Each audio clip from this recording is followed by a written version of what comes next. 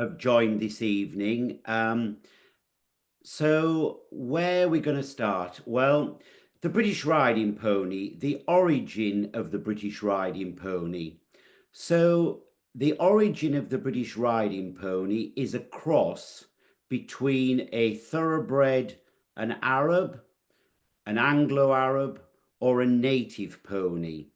So the 9 native breeds that we have in the UK, those were the 9 breeds that were chosen that everybody in those early days thought was suitable to cross with the thoroughbred, the Arab, the Anglo-Arab, to produce a child's ridden pony. Obviously, some of these native breeds have been more used than others. Dartmoors, Welsh are being used more. Connemara's for the performance pony. But that is the origin of the British riding pony. So to go in the main stud book of the British riding pony, that is the criteria that the stud book committee looks on to categorize these ponies. We now have subsidiary stud book registrations, sports pony, which could mean that there is some warm blood in that pony. And that pony will remain in the sports pony register for its entirety. That line will stay in the sports pony register. We do have, there is a few anomalies to this, that sometimes we would inspect a mare or a stallion if we feel that there's something gone wrong, that something has happened where the paperwork hasn't been kept up to date, that we may inspect the pony to then bring the pony forward into the riding pony stud book. So if anybody wants to ask me any more about that, you can do that at the end. But I just thought I'd give you that sort of oversight as to what originally was a British riding pony. Well, when did I start breeding? Well, at the age of 14, I went to a local farm sale, and we went predominantly to get a 14-2 saddle show pony for myself. Unfortunately, that pony, which was actually it was sort of Basford bred, actually, made more money than what we could afford. But later on in the sale, a brood mare came into the ring. We hadn't really looked at this mare prior, because that wasn't what we went to see. But anyway, the mare took our eye, and we duly purchased this mare. This was in the February, and in the March she had her first foal, so that was 1976, and she was named Stanley Grange Premier. And that was the start of the Stanley Grange stud and my introduction to breeding at the age of 15. We obviously lived on the farm, and we looked after this mare, what we thought very well. Probably far overfed this mare, because we were used to producing stock to go to the market, cattle and sheep, etc. And we didn't notice, but this foal ended up with ballerindom syndrome. So it came very upright on its front legs. And very early days, we had to have that foal's tendons cut to release its tendons, to make it get down on its heel. So breeding right from the early days, it's a great thrill to breed, but you do get problems.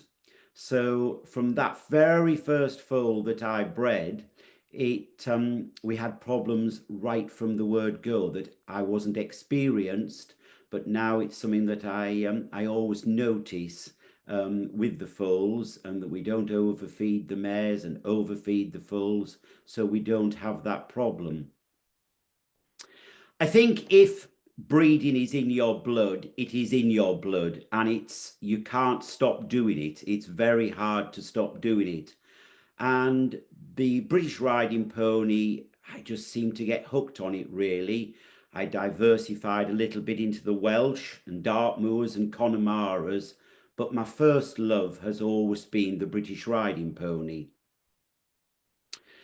In those days, nearly 50 odd years ago, the British riding pony was at a very different part of the showing community. The classes were huge then. I remember one of my most enjoyable days was at the Great Yorkshire Show. At that time, the herd had grown, and we probably had around 6 brood mares at that time. And we were fortunate enough to win the 12-2s, the 13-2s, and the 14-2 brood mares at the Great Yorkshire Show one year, which was a lovely achievement. I soon realised that you had to be reasonably commercial when breeding ponies. It's quite a costly thing to do, even in those early days. In those early days, we went to stallion parades. That's where we saw the majority of the stallions that were available.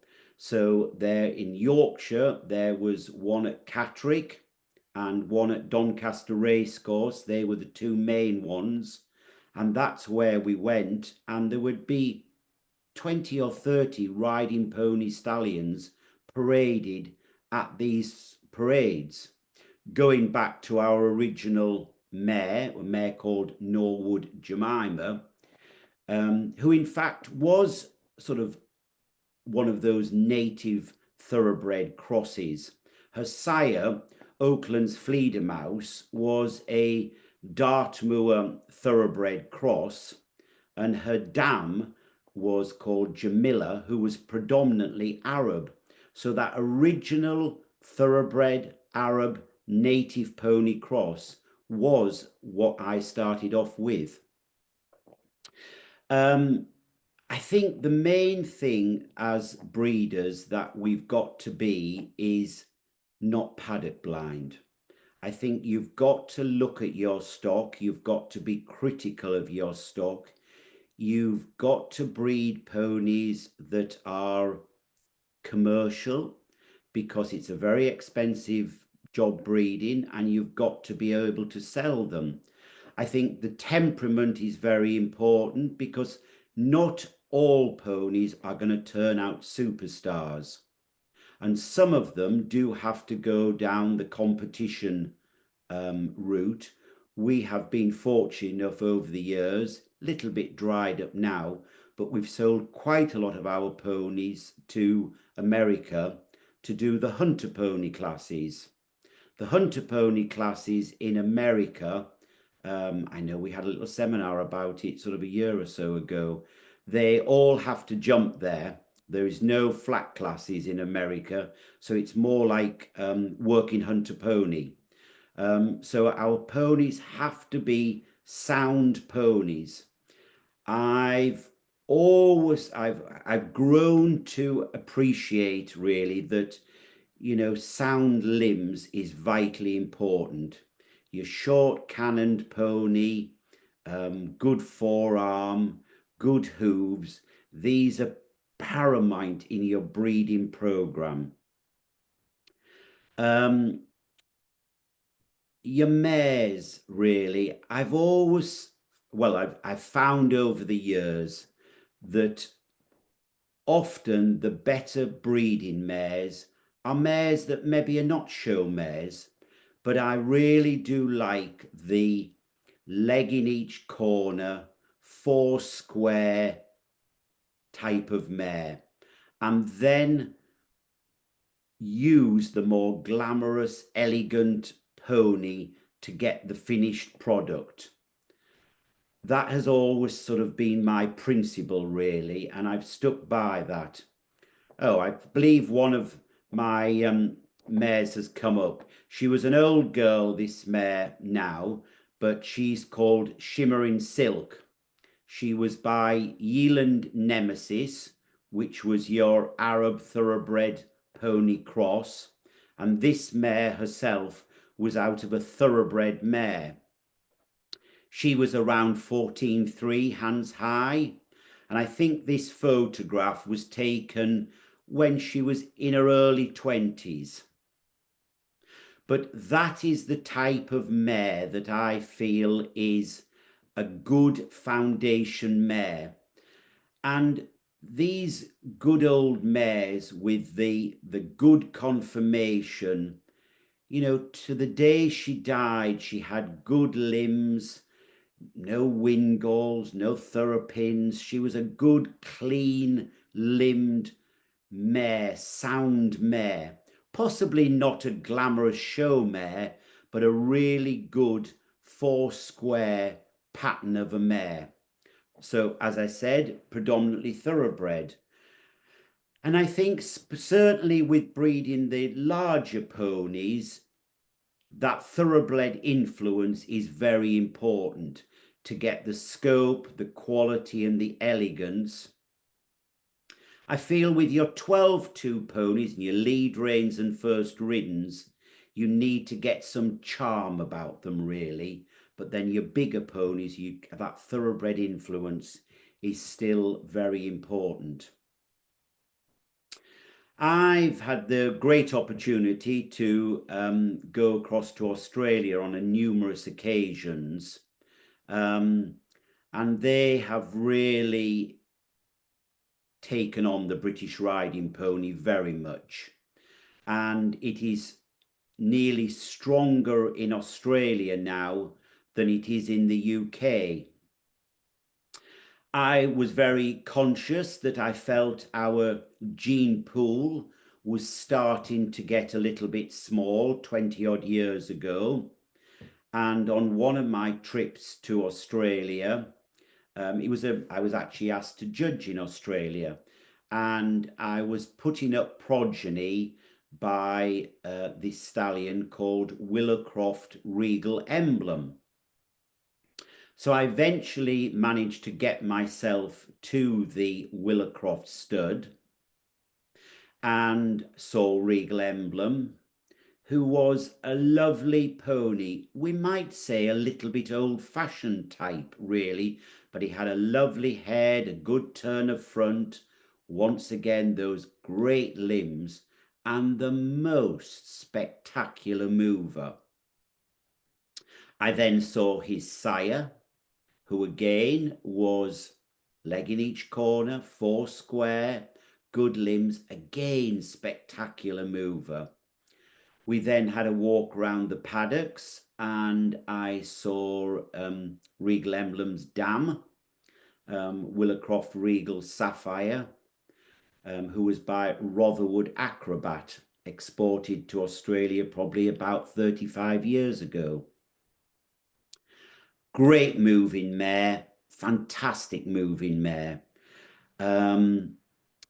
I then saw more of that family, grandsires and granddams, and everything was such a good mover. We then went into the yearling paddock, and I spotted this yearling colt, 14.2. He was unnamed at the time because they don't have the requirement to name them and register as we do within the first 6 months. So we had a little chat about his name after I purchased him, and we came up with Regal Bronze. Margot Maitland liked everything by Regal Promise, his sire, to have the Regal bit in his name. And it was a bit obvious, wasn't it? We named him Skippy. And Skippy came over to the UK the spring of the spring. He came over in February when he was sort of 2-year-old. It was quite expensive to bring him over. I think then it was probably about £10,000 to bring him from Australia to the UK. So he was only a probably 16 months old, but we managed to get him to jump on an in-season mare and do a semen collection. And we checked his semen quality. It was immature semen, but everything looked good. I felt I needed to do that before going to the expense of purchase him and bringing him out to the UK. And then I sent the stallion licensing form from the UK to Australia. And when I had him vet checked, I had him vet checked using the UK NPS stallion license requirements. Anyway, Skippy Julie came over to the UK, and I'm, very pleased to say that he was a real success for the UK. He left his legacy here. He left, there's three of his progeny have been champion at the Horse of the Year show and at the Royal International. He had the most lovely temperament. He just was an absolute gentleman. I don't think he nipped or bit till the day he died, really. He had the most lovely disposition. And what I purchased him for, I think I said to you, was to bring some fresh bloodlines into the UK to help the gene pool. But I also wanted to bring that movement back. And really pretty predominantly that on the majority, 99% of his mares, even if the mare was quite an ordinary mover, he would put that movement onto his progeny. Times Square, the riding horse that's won the Horse of the Year show and the International Royal Windsor, was out of a little 15-2 Irish draft mare. And I remember her coming to stud so well, and she really had no action. She was quite a round, short striding mover. But luckily, that long line of really athletic, good movers in Regal Bronze came through on Times Square, as most of his progeny did. I still get a great buzz from going round visiting studs and looking at the progeny of studs. And I think, as a breeder, I would always, every now and then, I would send mares out to try to get out crosses. If I felt that the stallions I had at home weren't suiting that mare, what were her progeny lacking? And I would go out and try to find a stallion with those attributes that I was looking for. And to keep sort of my stud, keep new lines in my stud. And I think as breeders, we all need to do that. We really must not be paddock blind. I think that is a real, you're not going to go forward if you're not open-minded. And if somebody else's stallion will suit your mare better, go out and use it. That's what I would say. Over the years, I've been, you've got to have your business head on. And probably if I've had 3 or 4s out of a mare and it hasn't really worked for me, and I've tried an outside stallion, it hasn't worked, I've often sold that mare on, maybe to go back ridden and do something else. But I think you've got to be open-minded. If that mare just isn't breeding what you wanted, be prepared to sell her on and look at another mare, have a look round, see what's out there, bring into your stud what bloodlines you want. Going back to what I earlier said, soundness of conformation is the foremost thing I think we really need to concentrate on. And especially in these times when riding ponies probably aren't maybe as popular as they were 40 odd years ago. They've got to be versatile. You know, if they just don't turn out quite as good as we're wanting, they've got to go out and do another job. I really hope there is a future for the British riding pony. It's the love of my life, really, and I still, really enjoy seeing a lovely class of show ponies and hunter ponies. I like the hunter ponies as much as the show ponies, really. And I think breeding the hunter ponies is getting more and more difficult because finding good hunter pony stallions are becoming fewer and far between. I do worry about the gene pool, and there are, a few Australian stallions available in the UK, and hopefully there will be more come available. There are a lot of studs in Australia. It's quite, Tullis will maybe, enhance or tell us a little bit more about this. It is quite expensive to have your stallion put into quarantine for export semen, and it's reciprocate from Australia to the UK. But speaking to quite a few of the Australian studs, if there was a group of people, maybe 10 people, that wanted to get together and sort of say, yes, we would definitely purchase semen by a particular stallion, I think a lot of the Australian studs would put their stallions into quarantine to make the semen available for us UK breeders. I think I'll leave it at that, and I'll open it up to if there is any questions, and hopefully I'll be able to answer your questions. So look forward for some questions from you, and yeah, look forward to them. See if I can help you with anything. If anyone's got any questions, if you use the hands up symbol in the chat, then we'll see you easily. If not, I will try and look on the screen to see if anyone's got their hands up, and if not, we can move on. And we're quite happy, as I say, to take questions in the chat, and there'll be opportunity at the end if you think of some questions for Jerome that we can also answer them.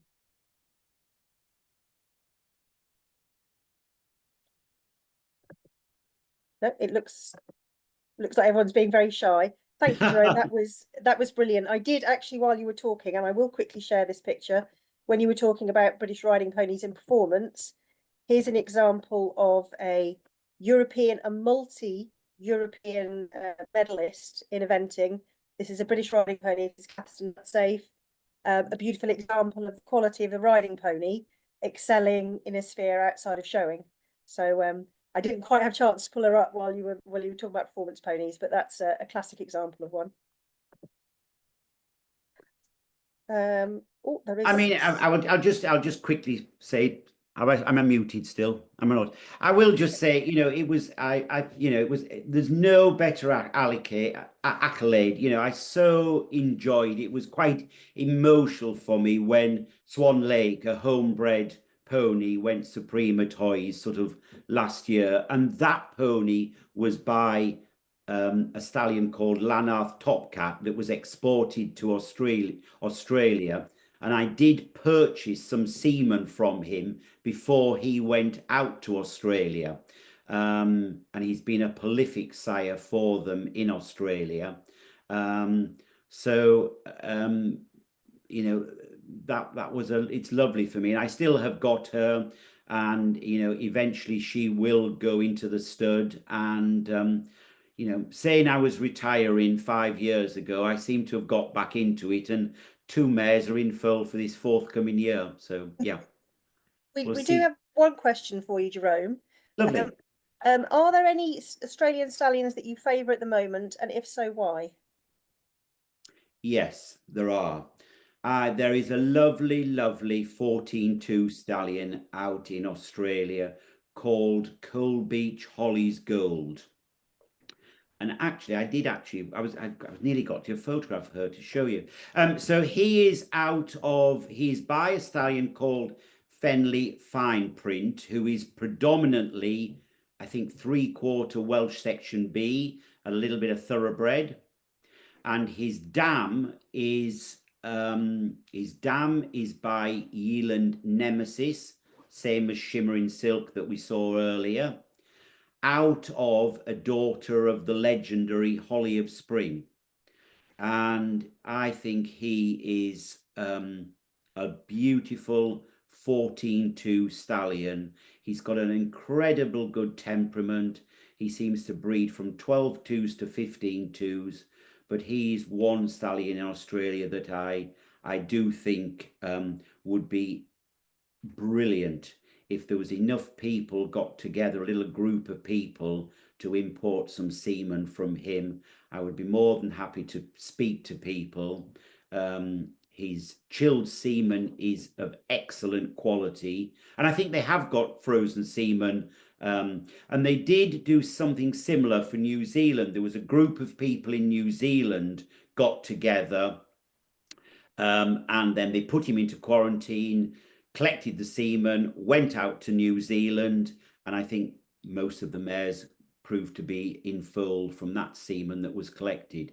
So if you look up Coal Beach Holly's Gold, I think he's a stallion that I would certainly think would be a great asset to UK breeders. Fabulous. And if anybody is interested in that, please feel free to email the MPS on the admin@nationalponysociety.com email address, and we can forward that on to Jerome if there are riding pony breeders who are interested in finding more about that stallion. And there's some comments, Jerome, that people are excited to see Swan Lake's future foals. So so that'll be great. So that's brilliant. If there's no more questions for Jerome, we'll move on to our next speakers, which is going to be covering breeding mountain and moorland ponies. So that's Meirion, Davies and Richard Miller from the Heniarth Stud. So I am going to put the spotlight on them. And thank you very much, Jerome.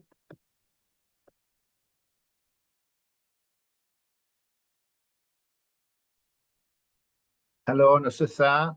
Good evening. Thank you for the invitation to join you tonight. It's a bit of an open-ended topic, really, that Kerry gave me, and the demographic of new people, old people, experienced people. But we'll try and answer a few questions that the Mountain Moorland Committee suggested we covered. They probably asked us because they know that we could probably talk all night. But we've got half an hour, so we've got a few slides that we've put together. I wanted to put a variety of different native ponies together. Meirion, however, was like, no, it's going to be our ponies. So I'll try and interject other breeds, not just Welsh A's and B's that we seem to be inundated with at the moment. But yeah, so the first heading that was suggested we spoke about was how and why you started to breed ponies. Well, when I'm mucking out, as I'm sure all you do every day, is you question yourself, why are we doing this? Well, we're doing this because we love it and we wouldn't change a thing, really, even though we complain about it on a regular basis. Meirion has decided to work on some stats, just so you know what we're talking about before we start rambling on. And over to you to introduce ourselves if you don't know what we've actually achieved. We're celebrating 1995. It's 30 years that we've been at Heniarth on this property in southwest Wales, even though we've probably been breeding and interested, not breeding so much, but interested in working with ponies for all of our lives, which is long enough. Okay. Well, what we looked at really was looking at our small stud and how it came about, and our dreams and our aspirations and what fueled that. So as Richard said, we've been here for 30 years, and during that time we've bred 163 ponies, which averages out to 5 per year. and some stats we've had over 50 Royal Welsh wins, and 18% of the stock we've bred has qualified for hoys under saddle or in hand, and 24% of the stock we've bred has been exported, which is quite an interesting statistic, really.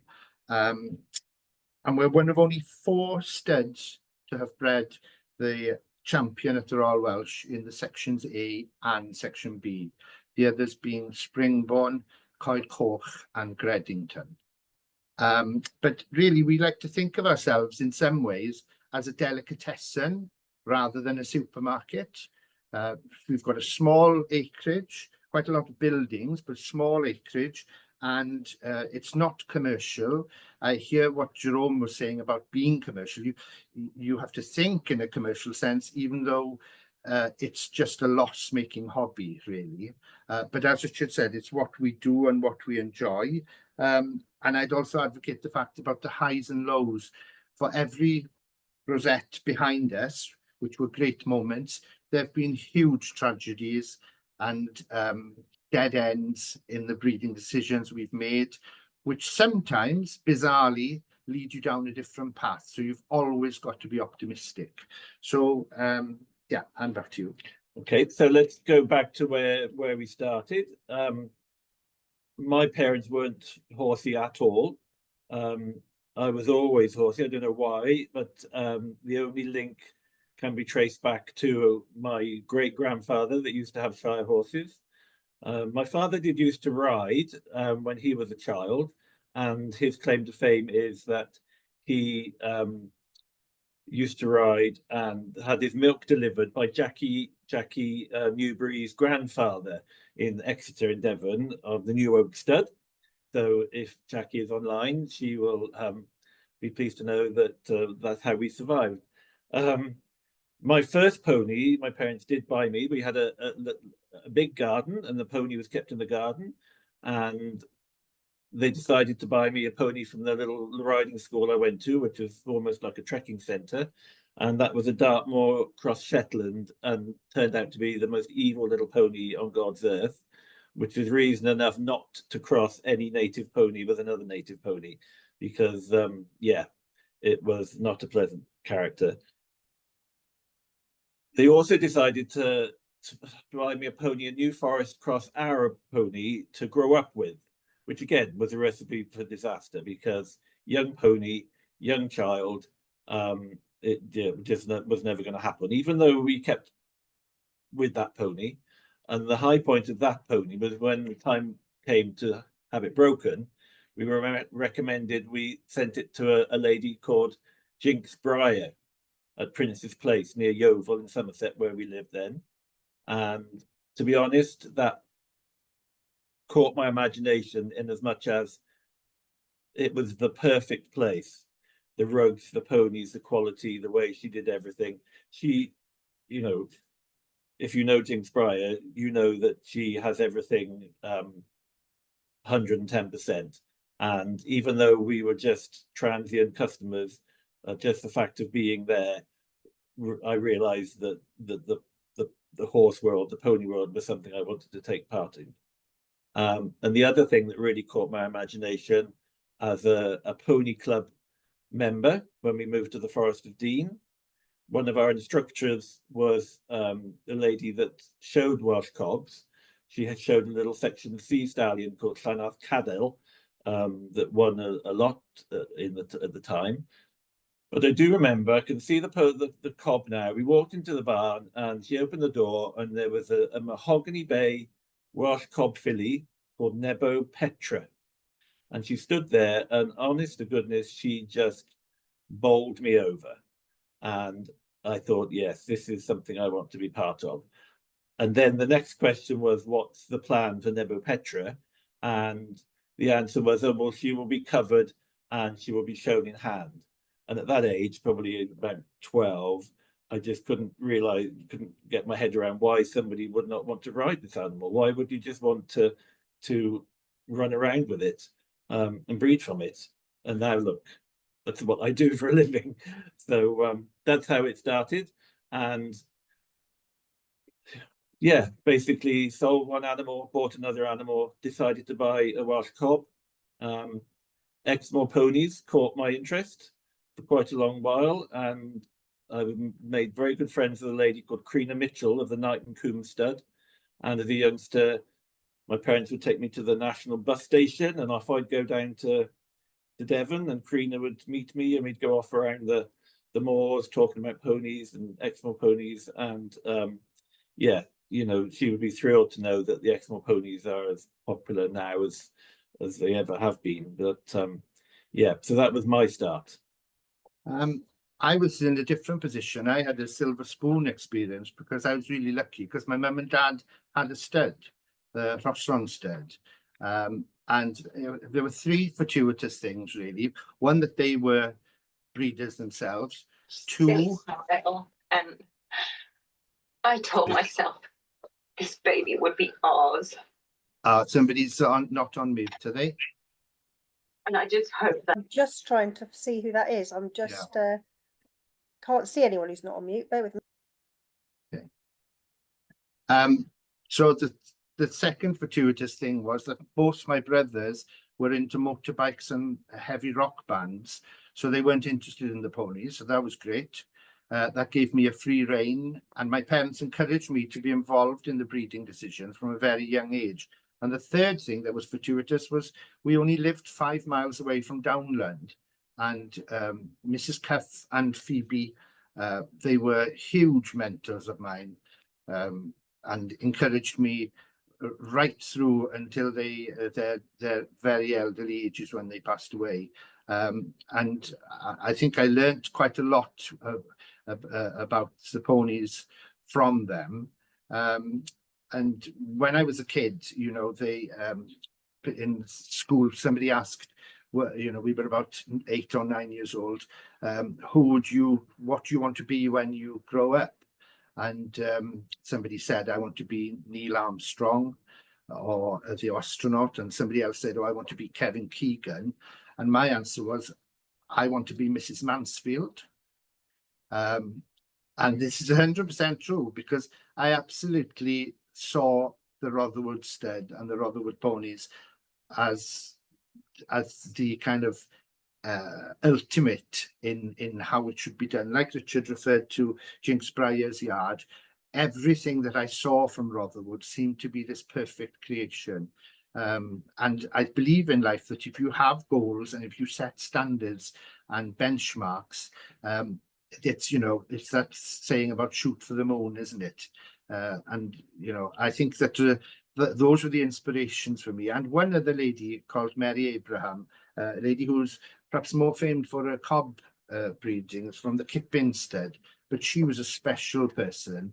And she always had the kind of holistic view of breeding as well. It wasn't just about success.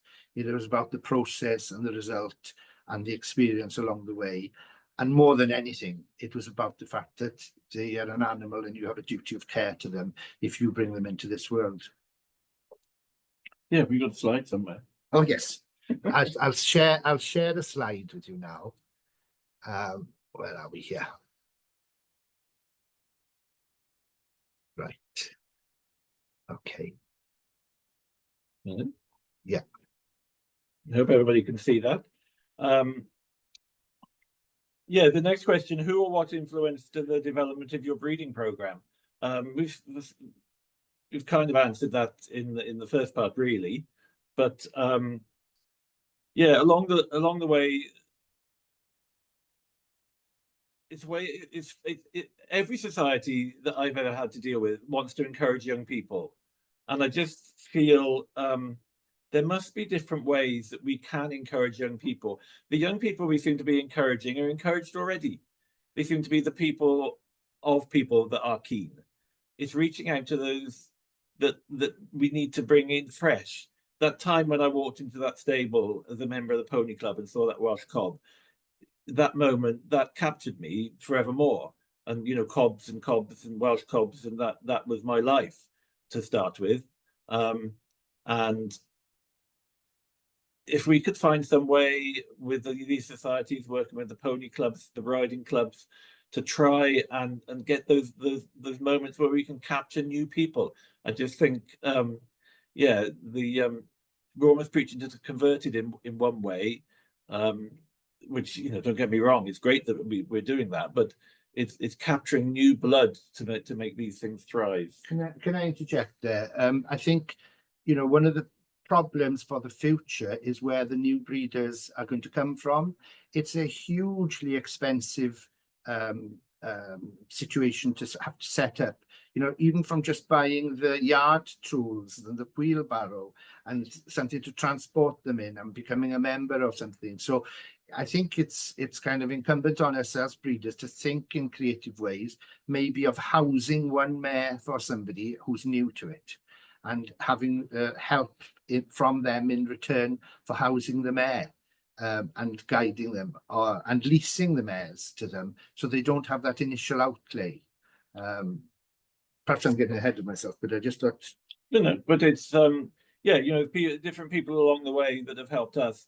I know a very good friend in the Forest of Dean, well, Des de Hone, the Wydene stud, not a famous breeder, but a passionate, lifelong breeder of good animals. And she introduced me to pedigrees. And, you know, pedigrees fascinate the two of us. We're quite anoraks, really, when it comes to pedigrees. But just looking at pedigrees, you know, there's nothing worse than even Horse of the Year show standard, breeding unknown. Oh, you know, an adverts on Horse Quest where they don't mention the breeding of the pony. Well, that tells us so much about that animal before we've even asked for a video of it or a myriad of photographs, because you know what that family can produce. And it's getting that through to people. And that was instilled, you know, that again, that captured me with Desda. And again, as a youngster, you know, Jack Davies of the Parvadine stud. I don't know if anybody will remember Jack. He's the father of Justin, of Popsters, and Jeremy. And, you know, as a young kid, Jack would come and he would pick me up at the end of our lane with me and my pony in one hand, my grooming kit in the other, and off we'd go to the shows. Well, you know, that opened another whole big window of opportunity for me, which, yeah, you know, which just kept me going as a youngster. I just thought perhaps we'd better refer to the slide. Yeah. That little filly in the middle is the mare that, when we decided to set up here, even though the two of us had been involved in the ponies for, you know, 20 years prior to that, when we decided to set up, we decided to buy the best brood mare that we could find to breed Section A's. So do you want to talk about? Yeah, doing your quest. Before I worked for a lady called Anne Wheatcroft at the Sydenham stud of Welsh Cobs, and that's where I basically learned my trade, learned about conformation, learned about stud work. And when I left Anne Wheatcroft, I produced a few ponies for people. And one day this lady walked onto the yard where I'd rented. Part of the time there were ponies, part of the time there were hunters. This lady walked onto the yard, who I recognised as Wendy Frank, Sunwillow stud. And she had just landed on the yard to check how deep my straw beds were, because she was considering sending me a pony, but she wasn't going to send me a pony if I didn't have decent beds, which amused me. But that was Wendy Frank, and you know, we had some lovely ponies from Wendy, and one of these was Sunwillow Quest as a 2-year-old. That's her in the middle. And then the photograph of her on the right is when she eventually came into our ownership. We purchased her when she was 14 years old. Buying a 14-year-old pony, a lot of people would perhaps not think that was a good idea. But we knew what she was, what she'd produced, what she could produce. And although she was expensive, we sold 5 other ponies on that day that weren't producing, or not really what we wanted, to invest in one. We literally put all our eggs in one basket and it paid off. Oddly enough, my mother on the day at the Fair Oaks sale said some nutters just spent £4,500 on a Section A mare, and she wouldn't believe it when we told her that it was Quest, and she did. You know, her influence is still here today, really. So I'll move on to the next one. Yeah, so that's basically the Quest family. Yeah, like Jerome said, if a mare is not producing for you, maybe 2 or 3 goes. I think again it was Mrs. Mansfield that probably said that to us at one point. That it doesn't mean that she won't produce for somebody else to a stallion of their choice, but she might not be what you want. But Quest literally turned it, she did produce what we wanted. And we also were lucky enough to have her daughter, Yasmin, who was by Pendock Legend. And between the two of them, we sourced the little stallion in the bottom right picture, or the middle picture, Rosal Panditidia from John Milligan in Scotland. And on the back of a trip to Australia to see the wax, we saw the waxwing Herod stock and decided that was where we needed to go. And thankfully, John let us use Panditidia, and he was here for the larger part of his life, really, in the end, and produced a whole myriad of ponies, ridden ponies, and his stock still carries on today. And again, if people did the pedigrees of the lead rein, Mountain Mall and lead rein winners at Hoys for the last 20 years, chances are there'd be some Panditidia blood in there. And that's what people need if they want a pony that's going to perform. Again, the temperament and being biddable and having even paces and being of breed type, all 3 things that you aim for when you cover a mare with a stallion. I look at it very much that breeding's a relay baton where only carrying it for a short while and handing it on to the next generation. We're benefiting from those who went before us. I think when you are setting up, the advice I give people is go and visit as many steads as you can and go and visit them again. Most people enjoy showing their stock to you, and get your eye in and find which families you like, and they'll start cropping up if you marry the pedigree research with what you see when you go around. And I think that's a good way to do it. Is to revisit, and then you give yourself a context to refer back to. Next slide. Okay. How do you feel breed type has evolved, and what is type in the Welsh section A and B? Well, if you've got probably another 2 hours, but I'm sure you all want to go and watch Traitors at 9 o'clock, we could ramble on about this all night. Before you even start talking about type, whatever you're breeding, I think it's very important to be aware of all the breeds and all the types of equines and all the different disciplines, rather than looking down a small channel and being blind to your specific interest. Keep an open mind, because different breeds evolve, different types evolve. You want to keep an eye on the market, what they're doing, and on the competition. But yeah, Welsh sections A's and B's, we like a quality type of pony with a front that a child can ride, and we want to produce a foal that, if it's not a top show animal, has the basic conformation, the limb and the shoulder and the rear end and the front, that can be a good ridden pony for any child. Section B's, Meirion will add to this, but Section B's always have they are a manufactured native breed. Let's not pull any punches about it. They didn't, like the Exmoors of prehistoric times. The Section B's were created for a child to ride, as for the larger child to ride, the Welsh pony of riding type, a riding pony of Welsh type. And in doing so, they allowed Arab and thoroughbred blood into it through the foundation stock system to create that animal. So this old thing about old-fashioned type, the old-fashioned type is what we now know as a Section C. The Section B should have quality, should have scope, should have freedom of movement. And like the black and white picture at the bottom is Western Romany, 1960-ish, I think that picture was taken. And then basically working your way back up through, that's all her family back through to this present day. Western Meirion on the left, the cream one. Top right, Heniarth Timeless, who was young stock champion of the Royal Welsh last year. Heniarth Moonamere and Heniarth Woodwind. So, you know,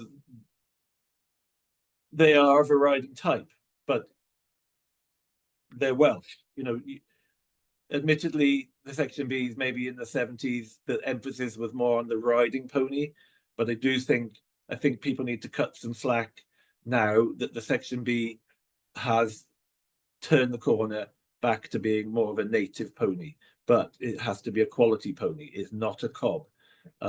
It's not a Section C. It is a pony of a type to be ridden. I would argue that it has come of age. You know, it's been closed for such a long time now. And when you get to Section B, out of its, once it's gone through its breed section, if it's champion and it gets into open competition and more general judges rather than breed judges, the Section B is probably statistically one of the most successful of the natives, because the conformation and the movement and how correct they are is a maxim where, you know, they've compromised a little bit on type possibly. But statistically, you know, they appeal to a very wide audience. You know, I think to go back to when you're looking to set up, this idea about going around to get your eye in, I think a lot of people will have what you want to sell you, but very few will have what you need. And that's the difficult thing for people is you know, trying to evaluate and reevaluate. I always go on about the fact that we're very, very fortunate in that we have a book by Tom Best, which you should read if you're into the Section B, and read again and read again and read again, because he's chronicled how it's developed, and it's a fascinating visual reference for new breeders to refer to. He's also got a great book on the British riding pony, but for this purpose of this talk, I'd say that Tom's book is invaluable, because to follow up on what Richard said about the old-fashioned type, I think a lot of them were also overgrown A's. So people used to attribute that to being, you know, old-fashioned. But really, you know, it's a gradualization from the A right through to the cob. That's what there should be a flow there visually. Next slide, or Sasha will be turning us off. Okay. What do you look for selecting a mare and a stallion? Well, again, we could go on all night about this, but a lot of the popularity of the Welsh breeds is the freedom of choice to follow the path that you want to without a grading process. Whether that's right or wrong, and you could argue for both ways of governance, really, but the fact that you can plough your own furrow, I think, does help the breed develop in as much as people can go down different avenues. But they are, again, you have to remember that they are native ponies. And breeding should be about improving by each generation, but we have to be wary of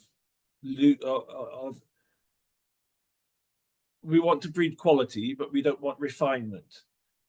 We have to remember that they have depth and heart room and native character. And your stallion should look like a stallion, and your mare should look like a mare. I think when looking for a brood mare, it's the same as any maternal or matriarch in whatever species you're looking at. You want depth, you want enough scope for them to be able to carry the foal in utero.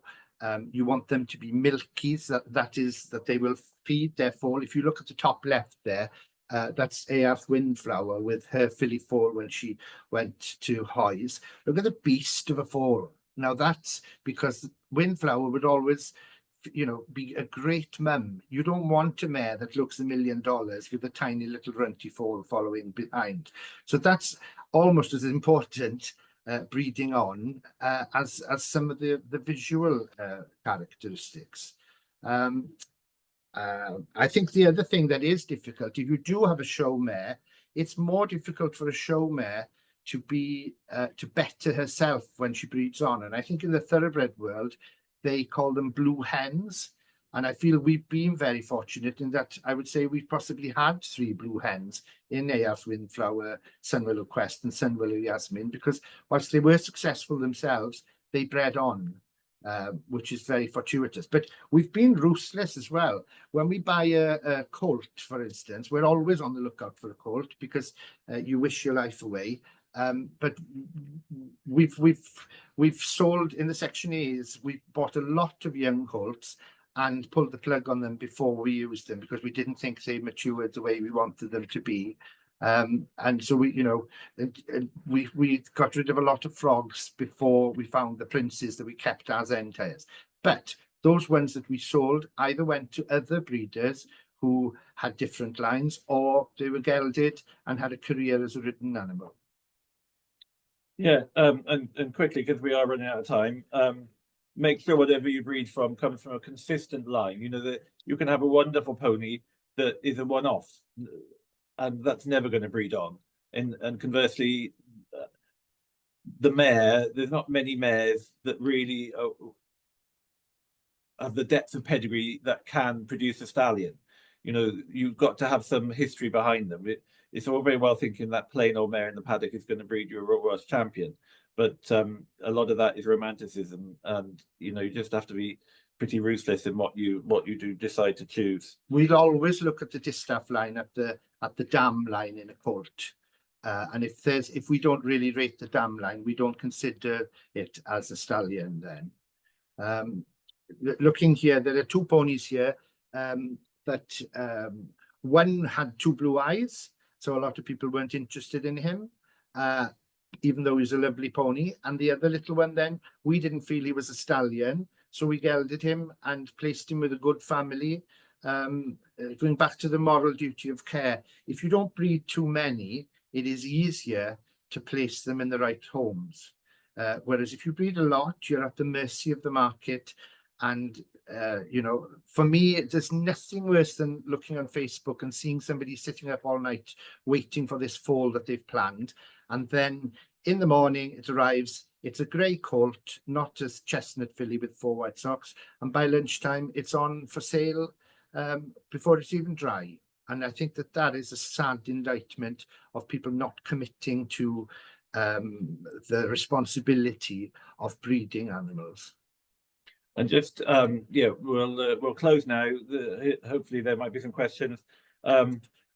Just don't fall into what I call the emperor's clothes syndrome, where you just follow the loudest voices instead of looking at things as you see them and plow your own furrow. And enjoy them. You know, the year we had COVID and we didn't go anywhere, I think we enjoyed the ponies possibly more that year than any other time, really. And it's really easy to make £1 million out of pony breeding. Just start with 5 million and you'll be okay. Okay, Sasha, over to you. I think she'll unmute. Yeah, thank you. That was really useful, and I hope everybody also found that was, you know, a really useful and insightful discussion and an insight, not just into breeding the Welsh Section A's and B's, but into breeding all ponies. So has anybody got any questions at this stage for Richard and Meirion? And as I say, you can put them in the chat if you prefer, and we will have an open session after we've heard from this team at Stallion AI. Hi there. Thank you for that. Do you want me to crack on then? Yeah, I'll share my screen. Thanks, Tullis. I will put the spotlight on you. Oh dear. There we go. Let's see if this will work. Screen.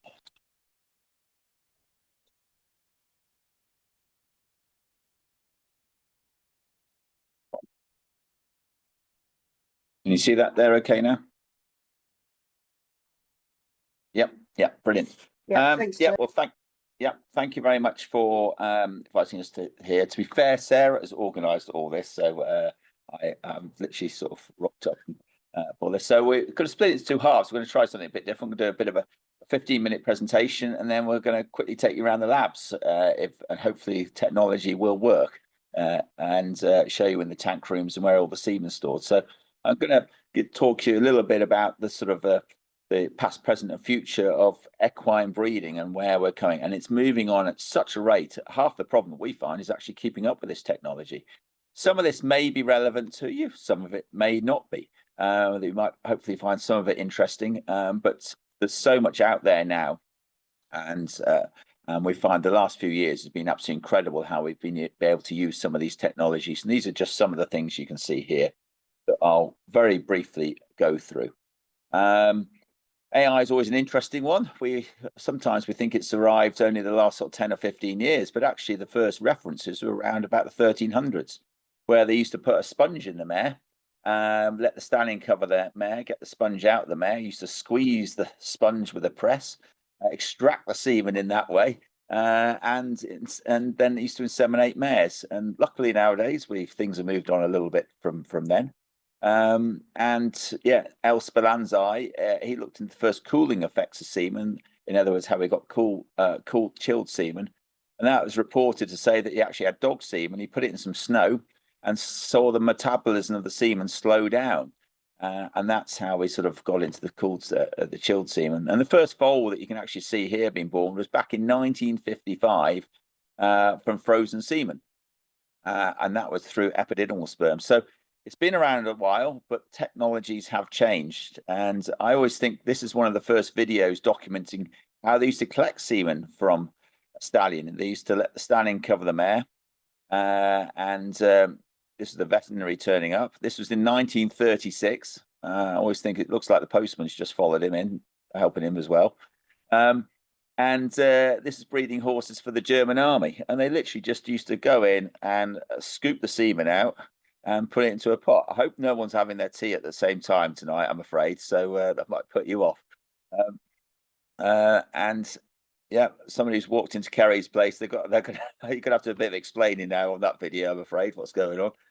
But yeah, and there you have your pot of semen. And any of you think you've got a bit of a hard job in life, you spare a thought for this person. This is the first dummy mare out there. I don't know what this person got paid, but I hope it was a bit more than the minimum wage, because and any big Irish drafts coming on there. But anyway, they still do that bit in the bovine world. And I think this picture says it all. This horse, I think, is looking at this. I think you've got to be kidding if I'm jumping on there. But luckily, things have moved on a little bit since then.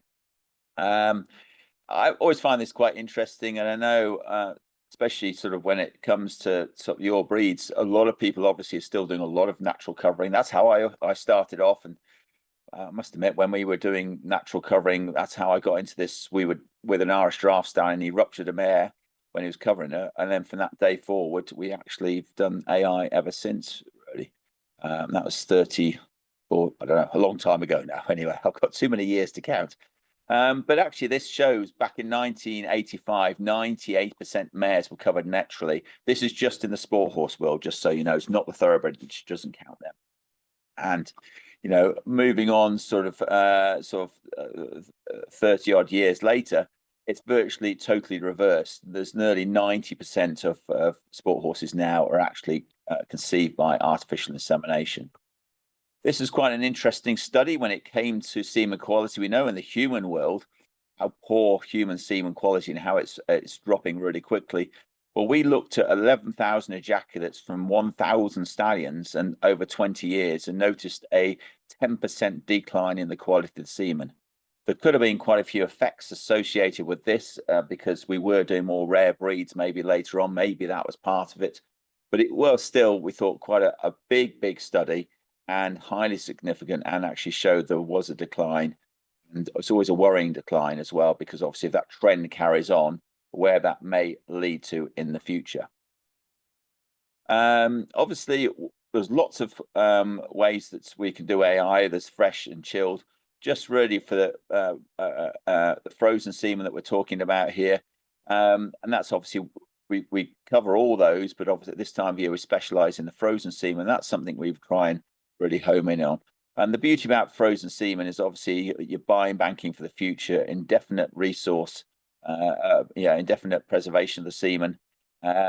Anything happens to that particular horse, you've got a backup, and it's like an insurance policy. There are so many different ways and things that you could. I know it's expensive. I know it might be a bit out of people's somebody's reach, but it can be there for a backup. And I always say, and I don't want to be here like an insurance person either to you. There are other places around the country. It's not just us that freeze semen, so it doesn't have to come to us. But you are, if anything happens to that stallion tomorrow, would you wish you had banked something just in case? And that's what you've got to be thinking about, because we all know things do happen. The frozen's interesting one, because some people say it just doesn't work, or it doesn't work so well. And yes, it's not as good as fresh. But this is next door my brother's results, and this is per cycle results. And as you can see here, when you're looking at the difference between chilled and frozen, the actual frozen has got better conception rates than the chilled semen, believe it or not. There's various reasons because of this. The thing with frozen semen, the veterinary input's an awful lot more, and then maybe if you did more veterinary input and chilled, that may go up a bit. But also with chilled, they're reliant on the ejaculate of that day, and that's from 200 different stallions. So yeah, there's other things can play into a part with that. Whereas with frozen semen, if it's no good, you throw it out. You just don't use it. So all frozen semen should be of a certain quality. And we believe, a bit of a sales pitch, that Stallion AI does have some of the, we can produce some of the best frozen semen out there. We have undoubtedly the best freezing medium out there for when we're freezing our stallions. So in other words, we tend to get more stallions to freeze than most other places. And that's really, we invest so much money into the R&D, the research and development, until we can get nearly every Meirion foal with frozen semen. Obviously, we're going to keep on plugging that gap and trying what we can do. I think I heard a bit about the exporting you were talking about before. The export markets is really good. The world's a very small place now, and we can export semen all over the world. And we have done a lot, with your breed of horse as well, or ponies and things, and we've exported them to several different countries all over the world. We've seen it change from 2009 exporting to seven countries now to over 23 countries in a year. With Brexit, Europe's been a problem. There's no doubt about it. But it's actually easier to get into Australia now than it is to France. But these are things we're trying to change as we go. But there's been a big influx of shipping semen around the world, especially with our rare and native horses. There's certainly a big call for that. Other work that we do is epididymal sperm extraction. And this is where if an animal passes away, we can take semen off the testes. And you can see the semen on the left here. And it's fairly immotile. And we developed a solution to actually wake the semen up. This is exactly the same semen. So I really reach out to you because a lot of people don't realize this is here. And if your animal was to pass away, all of a sudden we normally do two or three of these a month. You can get the testes to us within 24 hours. We quite often can freeze that semen down and save those genetics. And it really, really works. So that's just always to bear that in mind. The stallion does need health testing. So in other words, if something, you need to just take some bloods off it quickly.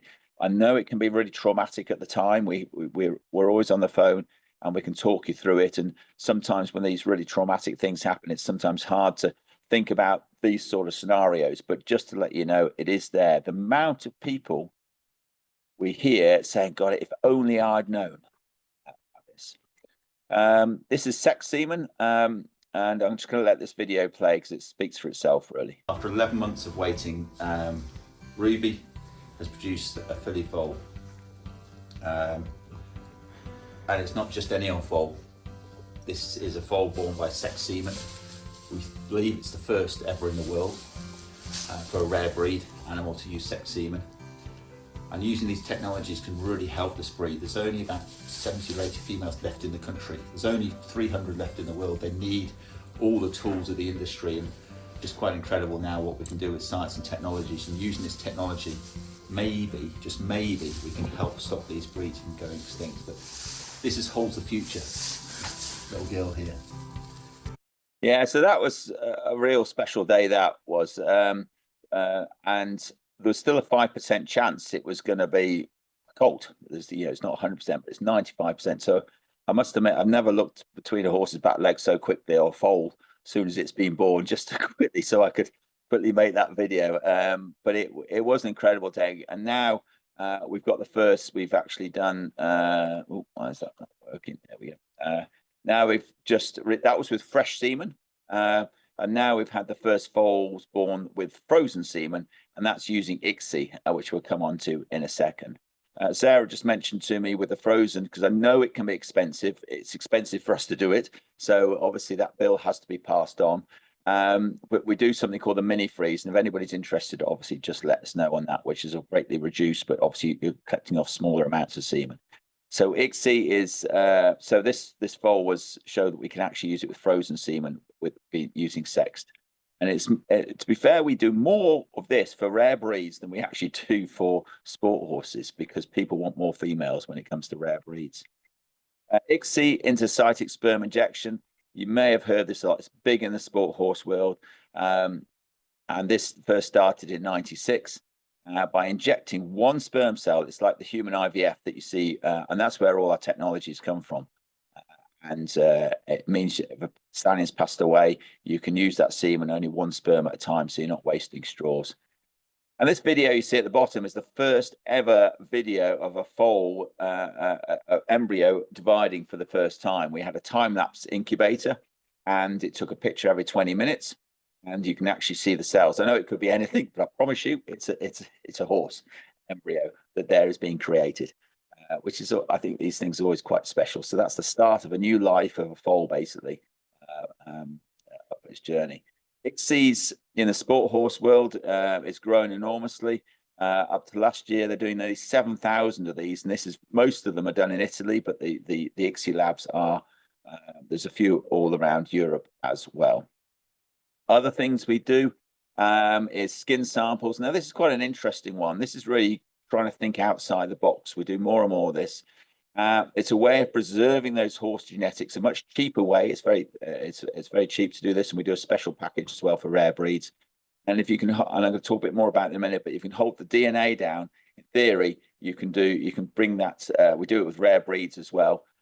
You can literally bring that species back in the future, either by cloning or there's other methods as well, whether it's using genetics, but it's a way of just safeguarding it just in case as well.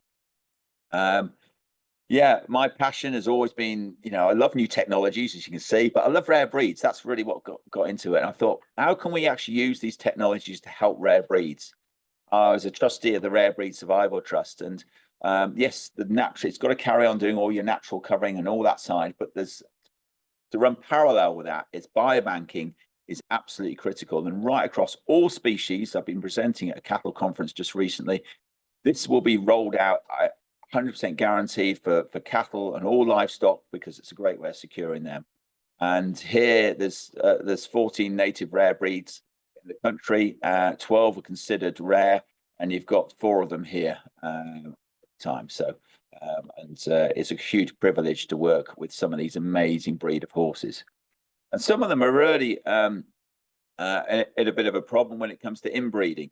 Inbreeding is, with some of our breeds, is a real big issue. You look at maybe the Clydesdale with a 26% inbreeding coefficient. This is where they're really inbred. If you look at a brother-sister mating, that's 25%. So they're worse than that.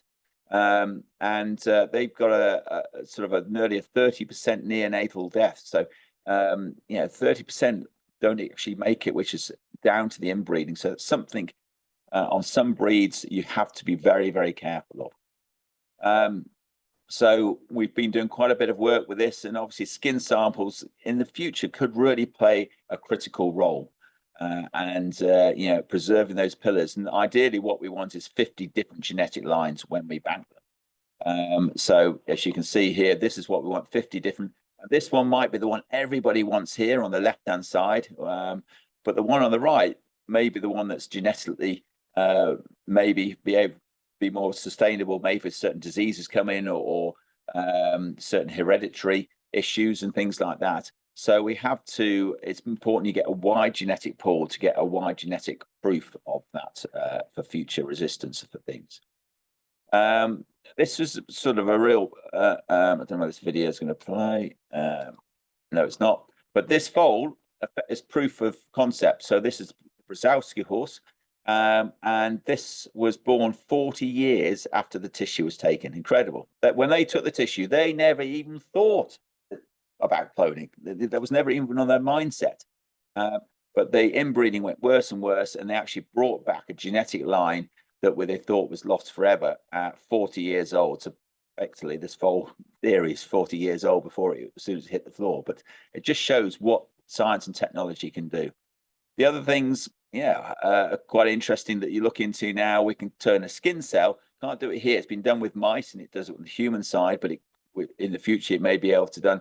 You can turn a skin cell into a sperm and an egg. So, so these are some of the future ones. Yeah, we've had an amazing year. So I must admit, we've set up a few air miles, but we set up labs all around the world recently. Most of them equine, I have to admit. That's obviously my passion on that side of it. We went to Iceland back in May, and they said, "Oh, you can't get frozen embryos or use frozen semen with Iceland horses." I know it's done in Europe quite a bit, but they haven't had much luck in Iceland. So we went out there and we froze a load of stallions down. And when we were out there, they had a Meirion season, so we AI'd her. It's quite a funny story quickly, but when they AI'd her, they said she's a 12-year-old Baron Mare. I think she'll be all right. We AI'd her the next morning. All this stuff was coming out of her. I thought, oh, God, this ain't going to work. And they picked up the passport and said, I didn't mean to. They got the numbers the wrong way. She was a 21-year-old mare. Well, this is not going to work. 100% not going to work. Well, maybe 5%. Well, the 5% it did work, and it was incredible. So now they've really taken on the frozen, because I don't know whether you know, with Iceland they can never import anything, so they can only export. So they export all their best genetics and all their horses, and now they can export the semen. So that was quite a milestone. We're doing something same with the Faroe Islands. This was in August. They've got, I think it's about 86 horses, Faroese horses left. 20 odd stallions, 23 stallions. That's right. So I wasn't reading my slide there. We collected off about 17 stallions. They're incredible stallions. I'll show you. I haven't got time, but I'll show you some of the videos. They're pretty hair raising. But these stallions, of course, they've been fairly well, a bit handled, but they've never been collected from. And we're collecting on one, and it was horizontal rain. And I thought and we had to do one outside. I thought, there's no way this pony is going to work. And amazingly, the libido on these, that's the beauty about these stallions, was amazing. I think they would have jumped on a bale of hay if they could. So we collected off them, froze it down, and that's one of our biobanking. And then we did the same in Japan. There's some big draft horses out there that we did the same out there. And the idea is obviously to sort of roll this out and set more up. But this is the beauty about it. We can export, obviously, the semen, all over the world now. And this is the beauty about the frozen semen and this side of things. A little bit, obviously, going back to the biobanking, obviously, the beauty about the biobanking, it's future proofing, just in case anything was to go wrong. And we tend to biobank ovarian, testicular tissue, more and rare breed things like lions and jaguars. And we did a snow leopard the other day we were doing that work with. But really with the equines, it's really more the semen side and the tissue that we're doing more than anything else. We can't freeze eggs in equine. They just don't freeze. You can freeze embryos. It's quite difficult to freeze the success rate, but it can be done. And when we biobank, this is where we're different. There's lots of biobanks out there, but we freeze down at minus 196 instead of minus 80. And why this is, we actually dehydrate the cell. So lots of biobanks out there are just freezing the tissue down, and they're minus 80, and they're just looking at the DNA, and that cell is non-functional because it ruptures and breaks. Whereas what we do is we dehydrate that cell and then put it into minus 196, and that skin cell, a bit like the semen, will last 10, 20, or 1,000 years time. That's the beauty about it. It's there forever. So anyway, I've rushed through these pretty quick, but this is just to finish off, just to say this was an interesting research paper that came out of the thoroughbreds. We've always thought inbreeding had an issue in pregnancy data, and it was sort of saying, well, we think, but this is actually proof that it actually is. Approximately between 5 and 10% of confirmed equine pregnancies fail before 65 days of gestation, with a further 7.3% failing for the first day of life. And the study found that the pregnancy lost in mid to late gestation period, this is a thoroughbred, was significantly higher in inbreeding when inbreeding was involved. So it was quite a nice study. And yeah, thank you for listening. I stopped that, rattled through that very quickly. Have you still got, because I appreciate I was meant to finish at did you want to have a quick look around the labs, or do you want to leave it there? I'm happy either way, whatever you like me to do. I think we'd love to have a look around the labs, and maybe while you're setting us up doing that, if anybody's got any questions for Tullis or Sarah, they can pop them in the chat, and we can come to them at the end. I've got one lined up for Richard and Meirion as well later on. I'm just logging on now, so you have to let me in. I'm going on my phone now. Is that all right? Okay, So, yep, I'll keep an eye out for you coming in. That way. So maybe while Tullis is doing that, Richard and Meirion, we've had a question. What is the hardest lesson you've learned through your breeding experience?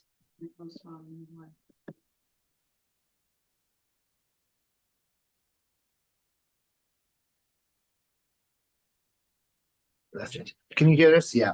Yep. I think probably the devastation you feel when you lose an animal way before its time.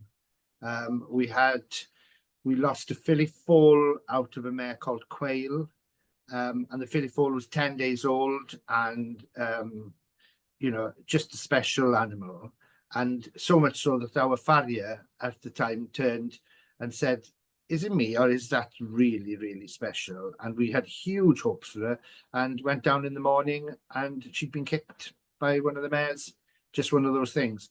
Had another filly, a sister to a pony we bred called Mr. Milligan. We had a sister called Matilda, which was out of an old mare out of Sunwillow Mutters, and there was great hopes for that, and we weaned it with 2 other filly foals, and it was in a nice pen, new pen in the indoor, up to its knees in straw, and then it managed to rub against a hay rack that we'd hooked on, and it snapped its fetlock, so we lost that. And you know, so when you lose something, then we lost, the worst one was Yum Yum. We lost Yum Yum at 8 years of age because she had a black thorn in her foot, and she was an animal that did not react to antibiotics. So as the worry for people is that we will get to a point where antibiotics don't work for her. They didn't work for Yum Yum, and we lost her, and she was gone way, way before her time. And so it's getting up and carrying on after that, I'd say. Would you say? Yeah, definitely. Yeah, you just got to keep looking forward, ploughing forward, I think. Because they're one-offs. They're all one-offs. You can't go and get another one tomorrow from the forecourt. They're all unique. Yes, no, absolutely. Thank you for answering that. That's brilliant. And it looks like Tullis is in position, so I'm just going to Right, yeah. make Can you hear us okay? make him there. There we go. Yes, Can you we hear can us hear you, okay? Tullis. Thank you. Yeah, good, brilliant. Well, welcome to the lab. As you can see, showing you around the lab there. So basically, this is where all the semen is processed in here. So collection area is just behind that glass front. So when the semen's collected, the important with semen is you get it processed as quick as you can. And I've just put some on the slide here. You can see it all moving around there. You might go a little bit closer, Sarah. Can you see that there? That's it. That's better. Yeah, yeah. It's pretty lively stuff. So the beauty about obviously AI, what we're starting producing, obviously with natural covering, we do get from all different sort of breeds out there. People ring us up and sort of say they've got no mares in foal with the natural covering, and sometimes the only way you know is through your pregnancy data. Obviously, we can collect off of them and see straight away how good the quality of that semen is. We always say but the ultimate test of all this is pregnancy data with the mares. But at the end of the day, yeah, we can see an awful lot. So on here, We look at the motility, how well the semen's moving. Is it moving in a nice straight line? How many of those sperm numbers? We need a certain amount. The average ejaculate for a stallion is between 7 and 10 billion sperm.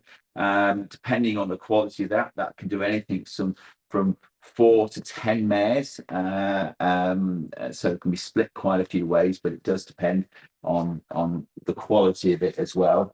And then when we go around the lab, we've got various things to assess the semen, the quality. This is called a nuclear cell counter. This tells us how good the cells are, the cell membrane, because they might be moving very well there, but if the cells aren't very good, you can't really see that, but they've all got CCTV up there. All the boys, actually, these are all the stallions. I don't need to see that, but they're all look like they're asleep at the moment. We've got a few shires in there at the moment and bits and pieces. So yeah, and then with the frozen, we have to mix, let's say, our fresh special freezing medium, and then it goes into straws. So on all the straws, we're just sort of half mil straws, and we put about 150 million sperm in each straw.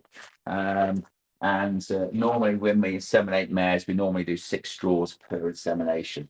They've all got a name on it, so this prints all the names on there. So I'm afraid, I know it's costly, but you can see where the cost goes. I mean, just this machine alone is over £20,000, just that one machine. So, but you know, we might even, I'm diving through the bins now, but I don't think there's a straw in here, but it might have a straw.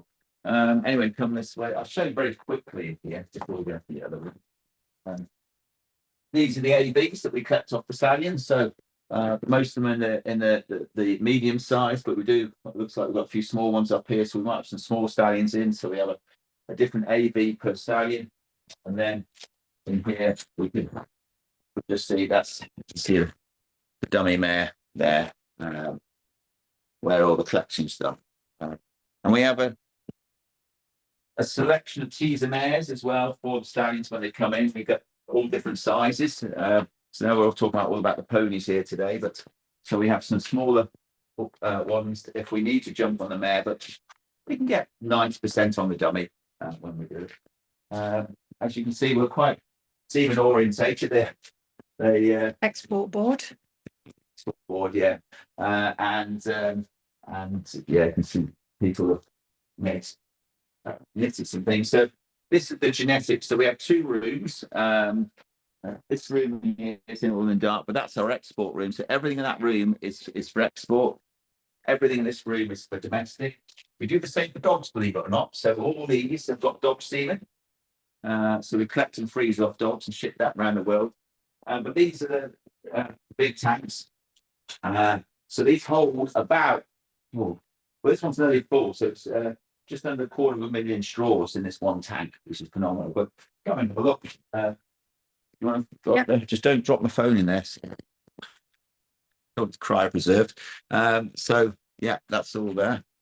Just so we can see us and everything. Yeah. And in these tanks, can you still hear us okay? Yes, So Tullis, yeah, you're coming through very clearly. Yeah, sometimes we always ask that because it's like a nuclear bunker here. Sometimes we lose reception. So as long as you can hear us okay, yeah, we've got concrete roofs, steel doors, and just sometimes the reception suddenly goes in here. So that's it. And these are very special tanks. So here we do the clothing side. So here we've got cats, dogs, and horses, all in these ones, which is Gemini genetics. And this is a very special tank. So in here we've got nature safe. So in here we've got rhinos, elephants, and effectively, we've done 278 different species. Effectively, they're still alive. It's a bit crazy that, but they're still alive here. We've even got something called a mountain chicken frog. I should ask a question. Do you think it's a chicken or do you think it's a frog? Put your answers in the chat maybe below.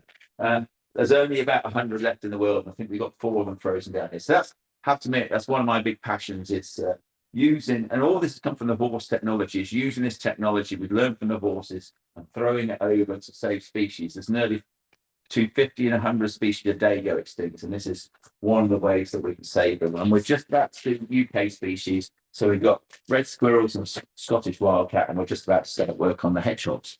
So, right, you've both probably heard enough of me talking now, so we'll head back upstairs and we'll jump on the other computer. So I don't know whether you want to go and do a few of the questions while I join you upstairs. Brilliant. Well, that was fascinating seeing behind the scenes in the laboratory. I had no idea hedgehogs were involved in genetic preservations. We all love a hedgehog. And I'll just wait for Tullis to reappear in his screen. So while Tullis is racing back upstairs, has anybody got questions lined up for Tullis? Again, if you want to put them in the chat, then go ahead, or for any of the other speakers. And also if you've got any ideas on future topics, because we've had good feedback from this webinar already. So if you've got ideas on future webinars of topics that you would like discussed, mention them, put your hand up and we can unmute you, or put them in the group chat. So there we go. Tullis has reappeared. So I'm going to put him on the centre of the screen. So so far the guesses are for a frog, for the mountain chicken frog. Yeah, I bet they've all been Googling it. So I haven't even cheated out there, but yeah, it is a frog. You're right. Yes. Yeah. Fantastic. So has anybody got some questions for Tullis, or has anybody had stallions? I think it was Joe that you said you'd had excellent experience with sending your stallions there. There's been, yes, I think it was Joe. Oh, Kerry, you've got your hand up. I have too, yeah. It's a fabulous place. No, thank you very much. Yeah, I have to admit, I'm very proud because I have an amazing team here. I let them get on with it, so I only get called into action if there's a slightly trickier one, or I've got to try and help out. So I may or may have not have done any work on those stallions myself. It looks like Di Nicholson has got a question.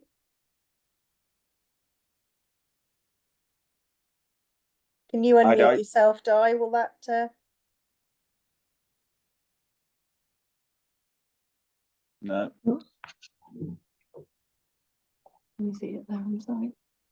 Yes, I can't unmute from this end. I can mute from this end, but not unmute. I think I may have done it. Yeah, that's it. You've done it. Oh, there we go. Yep. If you push enough buttons, it eventually works. Tell us all. The technology is amazing, forward-thinking, and great, but it all comes at a cost. Yeah. And as a breeder, Jerome mentioned in the first instance, and I think it's the most valid point, is one has to keep a commercial perspective on the foals you're breeding as a pony breeder. So unless one is breeding for a specific purpose like rare breeds preservation, is the cost of all your technology justified in producing a normal riding pony foal, which is probably only worth maybe £2,500 or £3,000 when it's bought? Well, it depends what technology you're thinking of. So for the frozen semen, I would say if definitely, because you might not be able to, those genetics are so important to you. That might be the only way that in the future being able to get hold of them. So I think, God, everyone's going to be different. Some people are going to say no. Some people say absolutely yes. I think the mini freeze we do is only 12. Well, I say only, it's £1,200. But if you can get quite a few, 20 doses for that. So in theory, that could do 20 mares or 10 mares. So it's everyone's different. It's £1,200 that you're charging, plus another couple of £100 for all the blood testing, plus a couple of £100 a year to store it. It mounts up incredibly quickly. Yeah. I'd say it's not for everybody. It's all down to the individual at the end of the day. It's, obviously it's extremely, we do about 120 stallions here a year. It's not for everybody. Yeah. I know that. But I know, God, like the epididymal sperm thing, some people just think, God, if it's a last resort, they've spent years getting those bloodlines right and they want to preserve them. Some people don't. And that's obviously their choice. It's a bit like, everyone's got choices in life, and they sometimes think it is and sometimes it's not. And we're not here to say you've got to be doing this. It's just a facility. It's a bit like you can drive a Ferrari or you can drive an Escort. That's your choice, and it's up to what individuals really want at the end of the day. And we're my passion is really about technologies and offering this out there. And if people want to use it, it's there to be used. We've exported semen for ponies all over the world, and some people have had some great results with it. I benefited from export semen in South Africa, so I'm Sorry? well aware of it. I've had frozen semen in South Africa before I emigrated. It works, and you do short circuit and leapfrog a lot of things. But yes, as you said, there's a huge cost to it. Yeah, we've got just one or two other questions that have come in as well on the chat. One from Beth would like you just to explain a little bit more about the ICSI, so about using a single sperm Tullis and how that works. Yeah. Oh, sorry. You want me to explain? Sorry. Yeah. Yes, please. You basically get the oocytes, so it's called OPU, so where you get the oocytes from the mare, and I don't know whether many of you've seen on the human IVF side, and they literally get a needle and put one sperm cell into that. Now, some people say it's be controversial on that, whether it's right or wrong. I presented at the World Breeding Federation this year, and it's a big hot topic whether we should or shouldn't be doing this. I'm not here again saying whether we should or shouldn't. It's whenever I stand up and do these presentations, I'm saying this is what is out there, and it's up to obviously people to make their own minds up whether they use it or not. But yeah, and it's worked on, especially in the sport horse world, and some very popular stallions where they've got very few semen. It's a way that they can obviously they can get one straw and they can chop it 10 ways, and being able to sort of make a straw go a lot further than if it was conventionally inseminated. So it's literally inseminating one sperm. So it's revolutionized human IVF using these methods. Sorry, can I just add on to that? We had a brilliant experience with the Stallion at Stallion AI Services, by the way, but unfortunately his semen didn't freeze very well. Does that offer hope to the likes of us then, who 100%? Yeah. Okay. Thank you. Yeah, 100%. Yeah, because you only need one sperm cell, and you could that's why we use sex semen, because the sex semen, it doesn't really work well with just normal frozen semen insemination, because you kill a lot of the semen when you're doing the sexing process. So even if the stuff is 5%, it's still possible to use it for ICSI. Thank you. Thank you, brilliant. Kerry, come to you and Joe in a second. We've just got another question.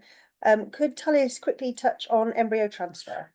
Yeah, my brother next door, he'd be better at this, but yeah, again, I'm afraid I know somebody's saying about the expense. It's obviously more expensive. We had the first foals born here years ago through Suffolk's on the rare breeds, and that was more of a rare breed because obviously a mare only can have one foal a year, and obviously especially when it comes to rare breeds, it's a great way of doing that. So basically the flush, I might get roughly wrong because I don't do this. My brother does it next door, but they inseminate, or you can obviously cover, but usually inseminate the mare, and then on day 8 they flush the mare, and they have a recipient that's lined up, which is synchronized right alongside the mare, and they transfer that embryo into that mare around about day 8, day 9, and it's very, very successful. It's round about sort of 75-80%, depending on the semen and things like that. And obviously for horses that want to carry on a competition schedule, they can carry on a breeding schedule at the same time. So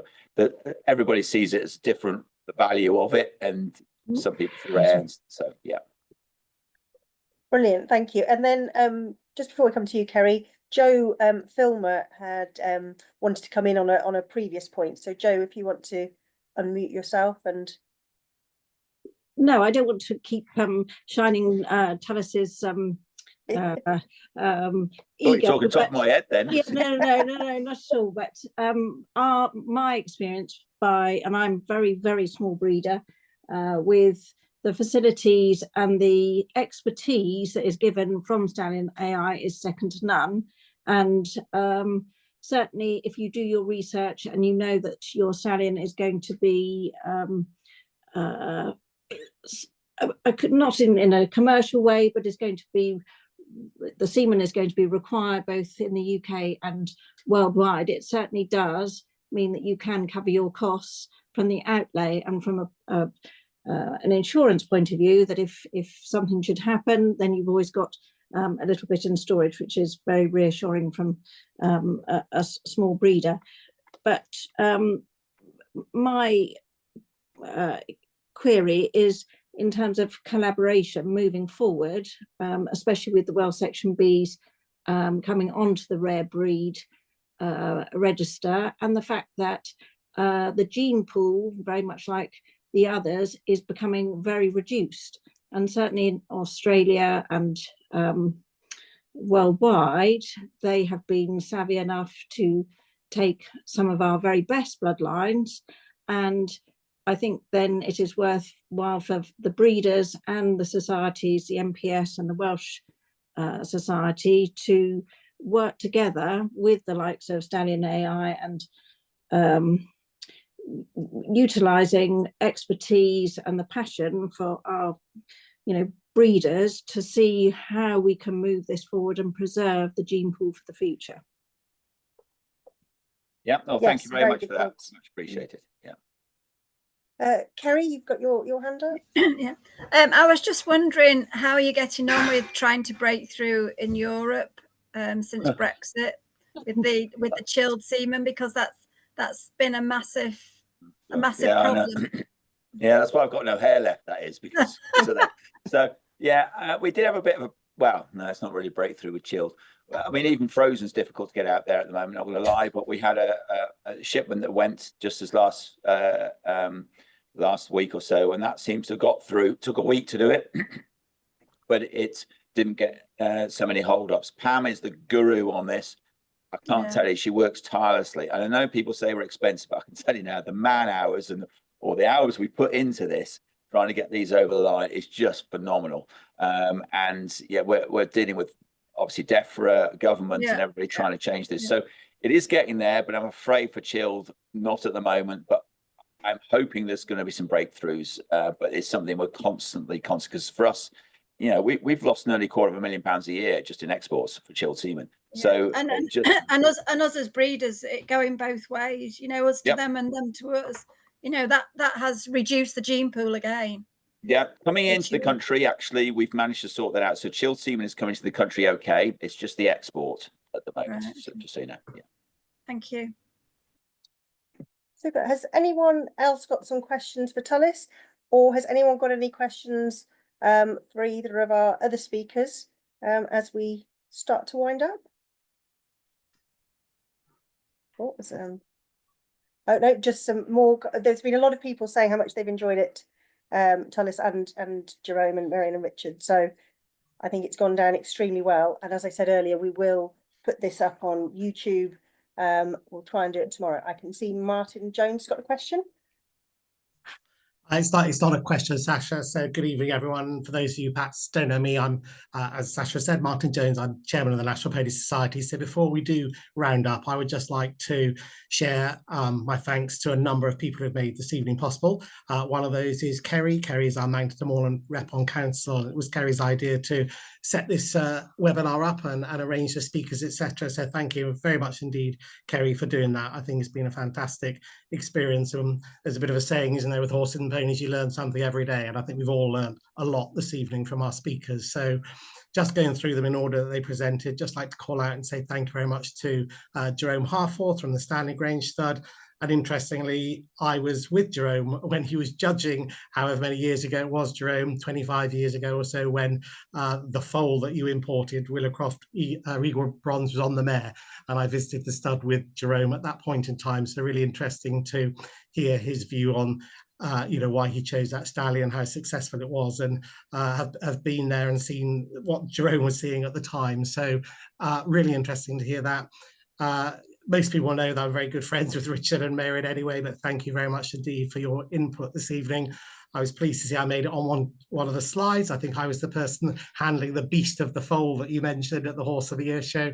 Though I had hair then, I was a lot thinner, a lot younger, so I'm not sure I need a reminding of that, but thank you very much indeed for your insight and the slides. And coming then to you, Tullis, I really appreciate the time that you spent with you and your members of your team. I think it was Sarah Wilkes who was helping you this evening. Fantastic to have a virtual tour of your facility. Yeah, it looks really good. I am. I am here slightly. The camera angle's wrong. Okay. Thank you. I've So, really there we enjoyed go. this Okay. evening. So, Thank well, you. Yeah. thank because you're obviously the person behind the camera. So thank you very much. Yes, Sarah. I've had the easy job. Yeah. Amazing to see. And as you say, just finding out. I know we're talking primarily about horses here, but to find out about snow leopards and hedgehogs, who would have thought we would have been doing that this evening? So thank you very much. Really appreciate it. And I think the point that you made, Joe, around the gene pool, that's certainly something we are discussing as a society, and particularly with the British riding pony, we do recognise that the gene pool is reducing, and we do have to think about ways of trying to increase that. And the sorts of things that Tullis and Jerome and others have spoken about this evening, I think, has given us really food for thought. So, and I guess finally, just thank you to everyone for joining this evening. Great that we've had so many people who invested. As Sasha said, we'll be promoting this webinar on YouTube, so if people haven't been able to make it this evening, they can at least watch in their own time and catch up. And thank you to you as well, Sasha, for giving your time up this evening to support us as well. So I'm happy to take any final questions if there are any. I can see lots of people are saying thanks in the chat, and I think that is absolutely genuine. I think we've all learned a lot this evening and really value it. And Tullis, I'm sure the MPS will be coming to you and ask perhaps if we can have a real tour of your facility. I think that'd be a great insight and an opportunity for our members. So perhaps we could get in touch with you about that and see if we can do something. So I'll just pause there in case you, Sasha or Kerry, have anything final to say, or indeed any of our speakers. And again, just thank you very much indeed on behalf of the National Pony Society for giving your time and for everyone joining us this evening. But I'll just pause to see if we have any final questions, or Sasha or Kerry, if there's anything you wanted to close with. Yeah, we've got one final question. Is there a possibility of providing the gene pool coefficient to breeders? I'm guessing that is probably for the British riding pony. And in answer to that, we have been just trying to do some work with Rare Breed Survival Trust for them to be able to go through our data and provide that information. So we don't have it at the moment, but that's something we're working towards. And when we do, we'll be able to share that with you. So they're just at the moment working through our data with us. So that's something in the pipeline to be able to look at that, the coefficient of inbreeding within our breed. And obviously that is available with a number of the other breeds, as somebody said, through Spark. So there's a number of the rare breeds that use the Sparks program, and that helps them look at their inbreeding coefficients. Fantastic. So certainly, as I said, this is going to go up on YouTube. If anybody has any thoughts about future either webinars or possibility in the future of doing live, real face-to-face sessions that the Mountain and Moorland Committee and the British Riding Pony Studbook Committee can discuss for the future, please email them into the office. And if you've got any questions for any of our speakers, then let us know and we can pass that on to them, or you can contact them directly. Brilliant. Thank you very much. So I'm going to end the meeting. I'm going to stop the recording and end the meeting, and then you'll all get back to be able to watch Traitors if you follow that. Ready for the start at 9 o'clock. And thank you. I feel like I'm missing something. Thank you for asking us anyway. Yeah, I really appreciate that. We do have an open day on what date? 26th of April. So, so people can look around, but we're always open if people want to come to it. 26th of April. Yeah. We will have riding ponies, and we've got natives as well. Yeah. Great. I appreciate that. Thank you very much. And Thank again, you very much. Thank you very much, everyone, on behalf of the National Pony Society, and have a good rest of your evening. Thank you. Thank you. Thank you. Bye. Thank you. Bye. Thank you.